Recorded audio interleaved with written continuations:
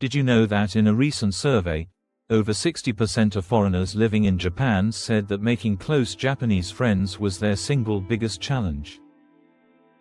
More than learning the language, more than finding housing, it was building genuine human connections that felt the hardest.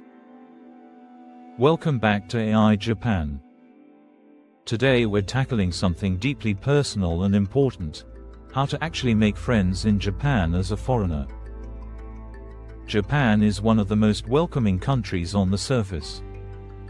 People are polite, helpful, and kind. But many foreigners quickly discover that politeness and friendship are two very different things in Japanese culture. If you've ever felt like there's an invisible wall between you and the people around you, you're not alone. But that wall can absolutely come down.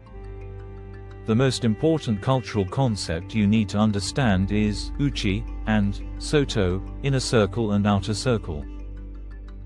When you first arrive in Japan, you are firmly in the soto category, and that's not personal. Polite smiles and helpful interactions feel warm, but they don't automatically lead to deep friendship. Understanding this distinction is crucial because it prevents you from misreading signals. But once you do make it into someone's uchi circle, the loyalty and depth of that friendship can be extraordinary. Japanese friendships tend to be fewer in number but incredibly deep and long-lasting. So how do you cross that boundary? One of the most effective ways is through shared activities and group settings. Japan has a rich culture of social clubs called sakuru circles, covering everything from hiking and photography to cooking and board games. When you show up consistently, participate genuinely, and contribute to the group, people gradually begin to see you as part of the uchi. Patience is your greatest tool here. Another powerful tool is the language exchange. Japan has a massive community of people who want to practice English, and language exchange meetups happen in virtually every major city. Apps like HelloTalk make it easy to find these gatherings. The beauty of a language exchange is that both sides need something from each other, which creates a balanced dynamic. Many long-term residents say their closest Japanese friends started as language exchange partners. The key is to move beyond just language practice, suggest grabbing dinner or visiting a festival together. That transition from structured exchange to casual hangout is where real friendship begins. Now let's talk about izakaya culture.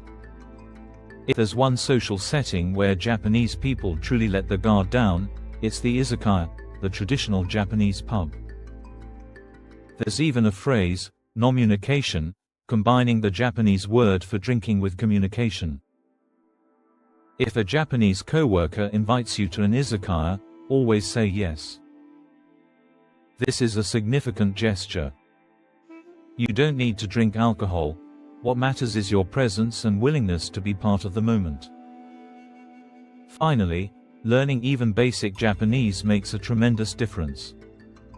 Simple phrases like "Otsukare-sama desu" or using someone's name with "san" shows you respect the culture. Many foreigners report that social doors opened far more quickly once they started speaking even broken Japanese.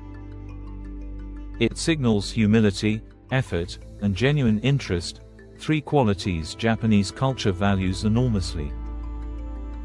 Making friends in Japan takes longer than in some countries, but the bonds you form are deep, genuine, and truly rewarding. Thank you for watching. Please like and subscribe to AI Japan for more videos on Japanese culture and daily life. See you next time.